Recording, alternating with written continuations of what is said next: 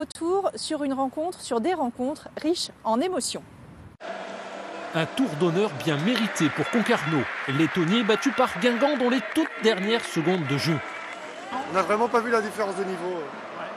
Ça fait mériter les prolongations, ça méritait. Voilà. C'est ainsi.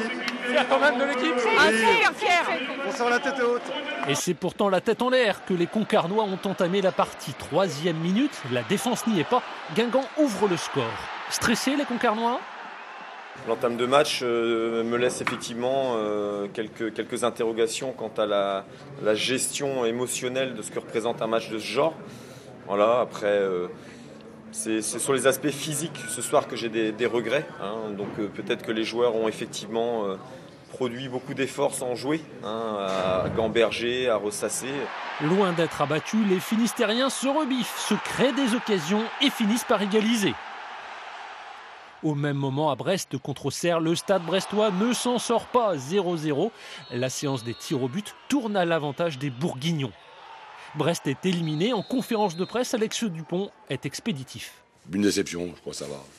Et comme c'est un match d'un jour, on n'en reparlera plus. Voilà, on passe maintenant, dorénavant, on passe à autre chose et au championnat. Ok, merci. Le joueur, il a mal aux pieds.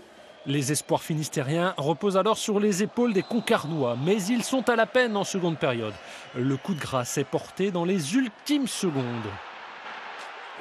On pourra dire plein de choses sur le match, mais bon, ça a quand même été un grand moment, une grande fête et de très bons souvenirs.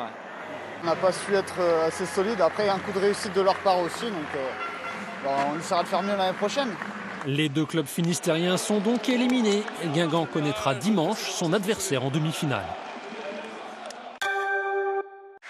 Il était accusé de viol et d'agression sexuelle par 32 de ses patientes. Mohamed Fréa a été condamné à 18 ans de prison aujourd'hui par la cour d'assises de Quimper. C'est la conclusion d'un procès commencé en juin 2013, interrompu par la fuite de l'accusé. L'ex-radiologue de l'hôpital de Quimperlé était jugé par contumace. Les dunes du Vougeot sont sous haute surveillance et font partie des dunes les plus étudiées en France. Depuis 10 ans, des étudiants de l'UBO réalisent des relevés mensuels afin de comprendre comment elles évoluent au gré des tempêtes et des grandes marées notamment. À hauteur de 4 000 € par an, la municipalité finance l'étude qui lui a évité d'importants travaux d'enrochement. Tous les ouvrages ont aussi leurs limites et ces ouvrages sont bien souvent très chers et la rareté du denier public aujourd'hui fait qu'on est amené à des modes de gestion totalement différents.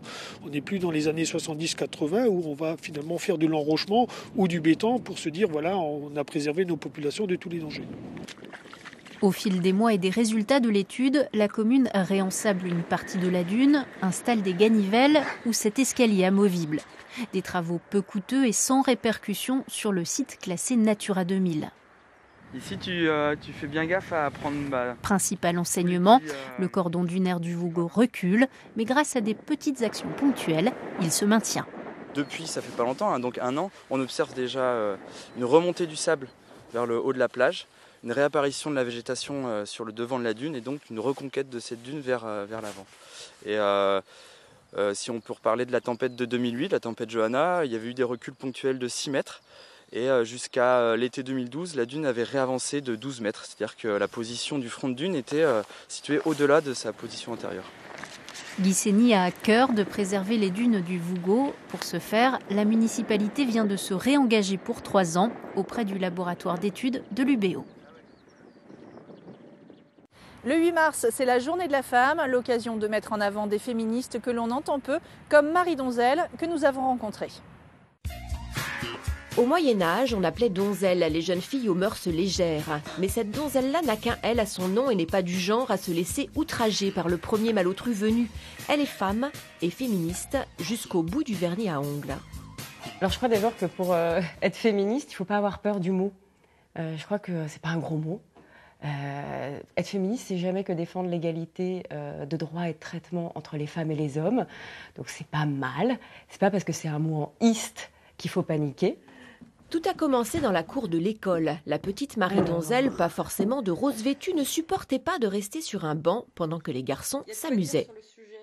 On supposait qu'en tant que fille, jouer au rugby m'intéressait pas. que je préférerais jouer à la corde à sauter que taper dans le ballon pendant la récré, que plus tard, naturellement, j'aurais envie de faire des études littéraires. Marie Donzel a travaillé dans l'édition et découvert que dans la cour des grands aussi, il était plus facile d'avoir un zizi. Alors elle a créé une entreprise de consultante pour changer le monde. L'égalité doit progresser partout où il y a des inégalités. Donc j'ai envie de dire partout, tout court. Quand dans le monde la testostérone l'emporte parfois sur la raison, Marie Donzel sort ses griffes rouges. Et sur son blog, elle dénonce le syndrome Schtroumpfette.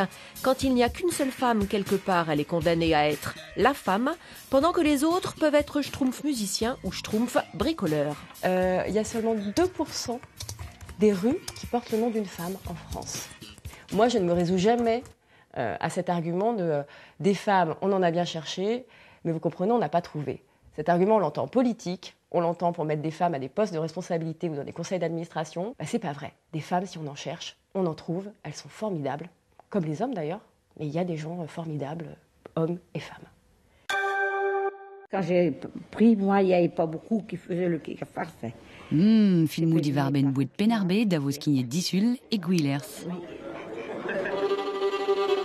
Sur le kinet barek, à vous voir le ren en Navelvor di Sadorn, gant les rois vagabonds. À Power Rock, à vous d'aglevet di Sadorn et Kemper. Di benzun la wendeo.